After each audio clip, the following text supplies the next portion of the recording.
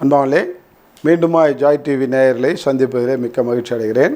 இந்த வேதத்தை அறிந்து விடுதலை பெறு என்ற நிகழ்ச்சிக்கு உங்கள் யாவரையும் கர்த்தரின் விடுதலை ஊழியத்தின் சார்பாக உங்களை யாவரையும் வரவேற்கிறேன்.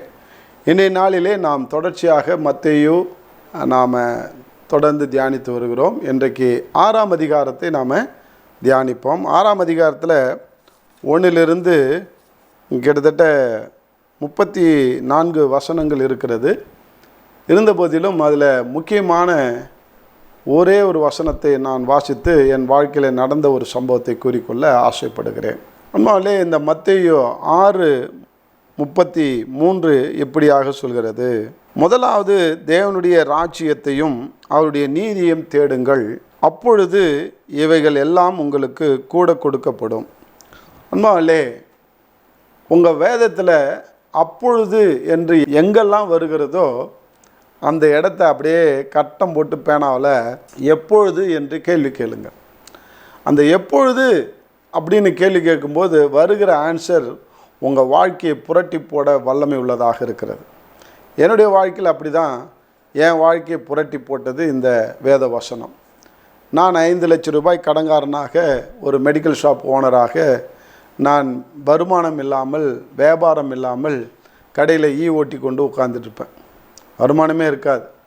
அப்படிப்பட்ட சூழ்நிலையில் அதிகமாக நான் மத்தேயு 5, 6, 7 என்ற மலைப்பிரசங்கத்தை வாசிப்பேன்.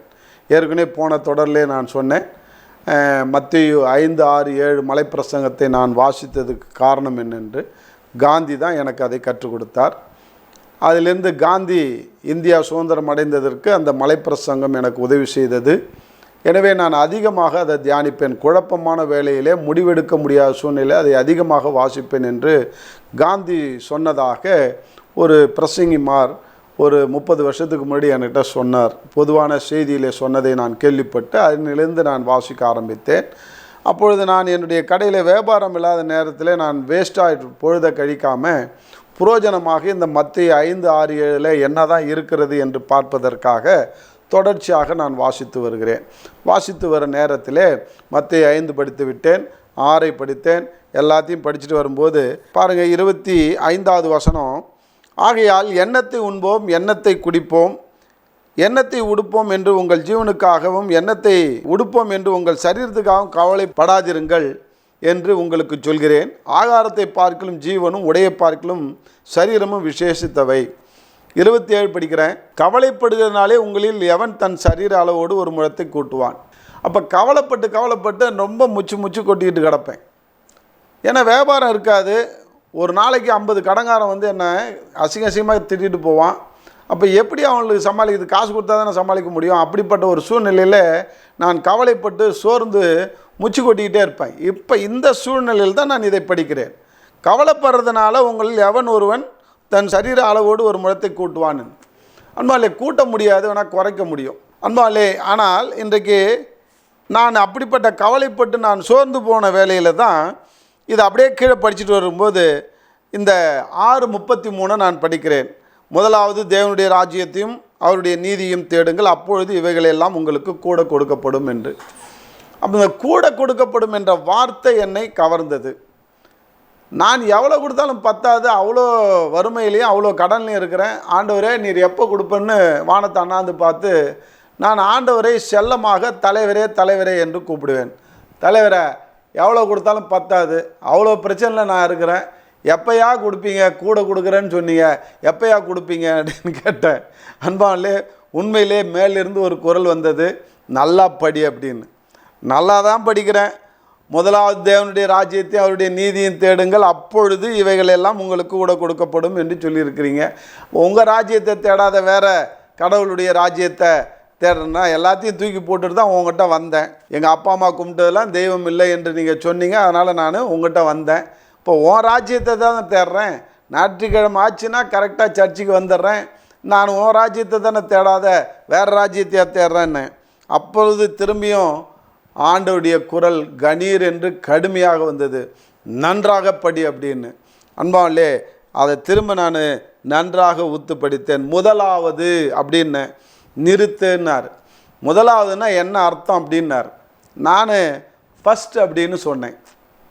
அப்போ தான் ஆண்டவர் சொன்னார், எனக்கே இங்கிலீஷ் கற்று தரியா? முதலாவதுன்றதுக்கு இங்கிலீஷில் அர்த்தம் ஃபஸ்ட்டு. ஃபஸ்ட்டுக்கு என்ன அர்த்தம்? What is meaning by first அப்படின்னார். முதலாவதுன்றதுக்கு என்ன அர்த்தம் அதுதான் நான் கேட்குறேன் அப்படின்னார்.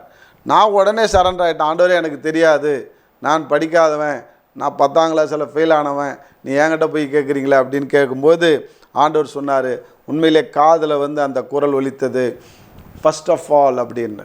இங்கிலீஷில் சொன்னாருங்க, ஃபஸ்ட் ஆஃப் ஆல் அப்படின்னாரு. அதுக்கு அர்த்தமும் எனக்கு புரிஞ்சிடுச்சு. முதல் பட்சமாக முதல் தரமாக என்னுடைய ராஜ்யத்தை வைத்து நீ தேடுகிறாயா, என்னுடைய நீதியை தேடுகிறாயா என்று கேட்டார். அன்பாலே அப்பொழுதே எனக்கு கண்ணு திறக்கப்பட்டது, ஆவிக்குரிய கண்ணு. நான் ஆண்டவரை 2ஆம் பட்சமாக அல்லது 3ஆம் பட்சமாக தான் வைத்திருந்தேன் என்று முதல் பட்சமாக வைத்து தேடவில்லை. அதை என்னுடைய தவறை எனக்கு சுட்டி காட்டினார்.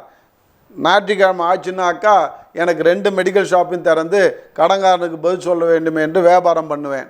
சர்ச்சுக்கு அடுத்த வாரம் போய்க்கலாம் அப்படின்னு. அடுத்தது ஞாயிற்றுக்கிழமையில் யாராவது திருமணமோ அல்லது மஞ்சள் தண்ணியோ வைத்திருந்தால் என்னுடைய உறவுக்காரர்கள் அவர்களை திருப்திப்படுத்த வேண்டும் என்று ஞாயிற்றுக்கிழமை சபைக்கு போகாமல் அந்த ஃபங்க்ஷனுக்கு போவேன். அப்போ ஆண்டவர் கேட்டார், என்னை முதல் பட்சமாக வைத்து தேடுகிறாயா இல்லை இது சொந்தக்காரனை முதல் பட்சமாக வைத்தாயா அப்படின்னு. ஆண்டவரே, நான் சொந்தக்காரங்களையும் என்னுடைய வருமானத்தையும் தான் முதல் பட்சமாக வச்சேன், உன்னை வைக்கலை அப்படின்னு.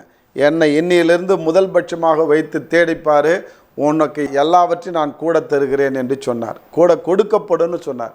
அன்பாலே, கூட என்றால் அதிகமாக, நாம் எதிர்பார்க்கிறதை விட அதிகமாக. அது கொடுக்கப்படும்னா என்ன அர்த்தம்? எல்லாமே என்கிட்ட இருக்குது, நீ அதை தேடி தேடி ஓடுற, இன்ன வரைக்கும் கண்டுபிடிக்கல. ஆனால் என்னுடைய ராஜ்யத்தை முதலாவது பட்சமாய் வைத்து தேடினாய் என்றால், அடுத்தது என்னுடைய நீதியை தேடுவாய் என்றால் நிச்சயமாக உனக்கு நான் எல்லாவற்றையும் கூட கொடுக்கிறேன் என்று சொன்னார். அன்பாலே, அன்றையிலிருந்து இன்றைய வரைக்கும் ஆண்டவரை முதலாவது வைத்து தேட ஆரம்பித்தேன். ஞாயிற்றுக்கிழமை ஆச்சுனாக்கா கரெக்டாக 7 மணிக்கு, அப்போ எங்கள் ஊரில் சர்ச்சு கிடையாது, சிதம்பரத்தில் தான் நாங்கள் சர்ச்சு நான் போயிட்டு இருந்தேன். LEF யூத் சென்டர் என்று அண்ணாமலை நகரில் இருக்கிறது, அந்த சபைக்கு நான் போய் கொண்டிருந்தேன். அப்போ காலையில் கரெக்டாக 7 மணிக்கு கிளம்புனா தான் நான் அங்கே 9 மணிக்கு போய் சேர முடியும். முதலாவது ராஜ்யத்தை தேடும்படியாக 9 மணிலேருந்து நைட்டு 8 மணி வரைக்கும் ஆலயத்திலே கிடப்பேன். பெருக்கி தள்ளுறதுலேருந்து, பாய் போகிறதுலேருந்து, ஸ்பீக்கர் செட் எடுத்து வைக்கிறதுலேருந்து, அந்த சபையில் இருக்கிற அந்த கழிவறையை கழுவுறதுலேருந்து எல்லா வேலையும் நான் பொறுப்பெடுத்து செய்தேன். அன்பாலே, தேவனுடைய ராஜ்யத்தை தேட ஆரம்பித்தேன். அதே போல் நீதியை தேடுன்னு சொன்னார். ஆண்டவரே, நீதி எங்கே போய் தேடுறது? பஸ் ஸ்டாண்டில் போய் தேடுறதா இல்லை மார்க்கெட்டில் போய் தேடுறதா சாமி அப்படின்னு கேட்கும்போது ஆண்டவர் அழகாக சொன்னார், இல்லைப்பா, நான் உன் கையில் கொடுத்துருக்கேன்னே இந்த கருப்பு புத்தகம், இதில் ஆதியாகமத்திலேருந்து வெளிப்படுத்தின விசேஷம் வரைக்கும் உட்காந்து படி, தேடு அப்படின்னார். அப்போ நீதியை தேடும்பொழுது ஆதியாகமத்திலிருந்து வெளிப்படுத்தின விசேஷம் நான் படிக்க படிக்க படிக்க எதெல்லாம் அநீதி அநீதி அநீதி என்று நான் சொல்லியிருக்கிறேனோ அதை விட்டு நீ விலகினாலே நீ நீதியை தேடுகிறாய் என்ற அர்த்தம் என்று சொல்லி கொடுத்தார்.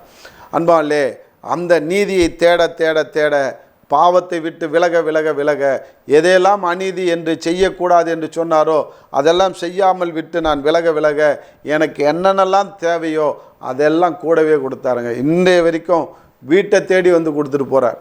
அன்பாலே, இன்றைக்கி எத்தனை லட்சம் எனக்கு வேணும்னாலும் அவ்வளவும் வீட்டை தேடி தான் வந்து கொடுக்குறார். யார்கிட்டையும் ஒரு மனுஷன்ட்டையும் நான் போய் கையேந்தினது கிடையாது. 1000 ரூபா கைமாற்று கொடு, எனக்கு கடனாக கொடு அப்படின்னு கேட்டது கிடையாது.